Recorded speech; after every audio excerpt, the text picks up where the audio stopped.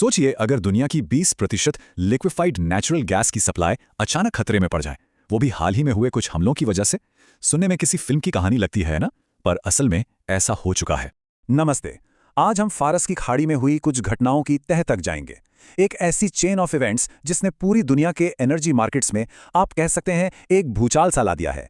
तो चलिए शुरू से शुरू करते हैं, देखते हैं कि ये सब कैसे हुआ, पहली चिंगारी कहां से लगी और उसका असर पूरी दुनिया पर कैसे पड़ा। तो सबसे पहले बात उस चिंगारी की जिसने इस पूरे संकट को हवा दी, और इसकी शुरुआत हुई एक बहुत ही हाई प्रोफाइल हत्या से। अली लारिजानी, इनकी मौत के बाद ना हालात बहुत तेजी से बिगड़े। देखिए, वो कोई आम अधिकारी नहीं थे। उनका कद इतना बड़ा था कि उन्हें ईरान के सुप्रीम लीडर का अगला उत्तराधिकारी तक माना जा रहा था। और फिर आया ईरान के सबसे बड़े लीडर का ये बयान। इससे एक बात तो बिल्कुल साफ हो गई थी कि अब जवाब दिया जाएगा।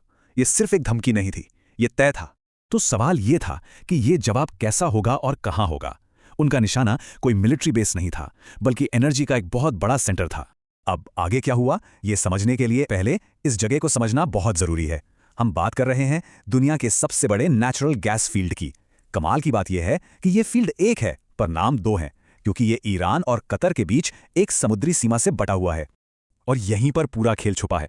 दोनों देश इस एक ही फील्ड से गैस निकालते हैं, लेकिन इस्तेमाल बिल्कुल अलग तरीके से करते हैं। ईरान जो गैस निकालता है वो ज्यादातर अपने देश में ही इस्तेमाल कर लेता है। वहीं दूसरी तरफ कतर, वो अपने हिस्से की गैस को LNG यानी लिक्विफाइड नेचुरल गैस बनाकर पूरी दुनिया को बेचता है, और यहीं से वो दुनिया के लिए एक बहुत बड़ा एनर्जी सोर्स बन जाता है। तो माहौल पहले से ही गर्म था, और इसी बीच इजराइल ने इस गैस फील्ड के ईरानी हिस्से पर यानी साउथ पार्स पर सीधा हमला कर दिया।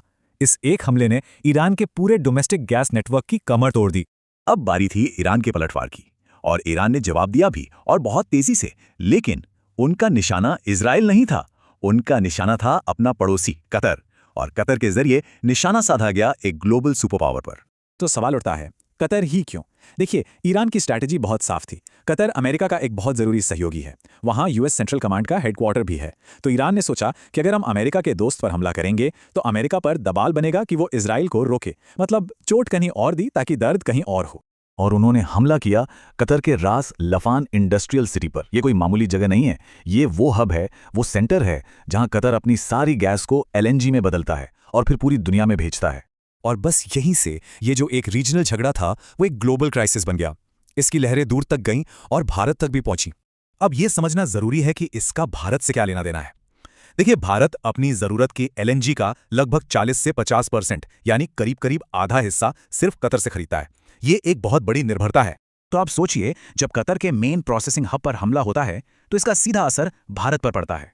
हमारे घरों में आने वाली पाइप्ड गैस, गाड़ियों में इस्तेमाल होने वाली CNG, इन सब की सप्लाई पर खतरा मंडराने लगता है। और जाहिर सी बात है, जब सप्लाई पर असर पड़ेगा तो कीमतें भी बढ़ेंगी। तो एक तरफ एनर्जी क्राइसिस गहरा रहा था, और दूसरी तरफ डिप्लोमेसी का एक अलग ही खेल शुरू हो गया, इनकार का खेल। हमले के बाद अमेरिका का ऑफिशियल बयान आया, और उन्होंने साफ साफ कहा कि उन्हें साउथ पार्स पर हुए हमले के बारे में कुछ भी नहीं पता था। ये एक कोशिश थी खुद को इजराइल के एक्शन से अलग दिखाने की। लेकिन इस बयान ने कई सवाल खड़े कर दिए। क्या ये वाकई मुमकिन है कि इजराइल इतना बड़ा हमला करे और अमेरिका जैसे अपने सबसे करीबी दोस्त को बताए भी नहीं? और दिलचस्प बात यह है कि यह पैटर्न पहले भी देखने को मिला है। अगर हम पिछले साल की घटना देखें तो वहां भी कुछ ऐसा ही हुआ था। इजराइल ने कतर में एक ऑपरेशन किया और अमेरिका ने कहा हमें पता नहीं था। एक तरह का पैटर्न सा बनता दिख रहा है। लेकिन इस पूरी कहानी का एक और एंगल भी है, एक काउंटर नैरेटिव। कुछ पूर्व अमेरिकी अधिकारियों का मानना है कि यह नामुमकिन है कि अमेरिका को पता ना हो। उनका आरोप है कि यह हमला असल में अमेरिका और ईरान के बीच चल रही शांति वार्ता को पटरी से उतारने के लिए किया गया था। और सबसे चौंकाने वाली बात, इन वार्ताओं को लीड वही अधिकारी कर रहे थे, अली लारिजानी, जिनकी हत्या की गई। तो कुल मिलाकर कहानी ये है, एक टारगेटेड हमला होता है और वो एक ग्लोबल एनर्जी और डिप्लोमेटिक संकट में बदल जाता है, और इसका असर दुनिया भर के आम लोगों को झेलना पड़ता है। ये सब हमें एक बड़े सवाल पर लाके खड़ा कर देता है। अगर दो देशों का आपसी झगड़ा दुनिया की 20% एनर्जी सप्लाई को खतरे में डाल सकता है, तो हम जिन ग्लोबल सिस्टम्स पर इतना निर्भर करते हैं वो असल में कितने स्थिर हैं? सोचने वाली बात है। खैर, इस विश्लेषण में अभी के लिए इतना ही।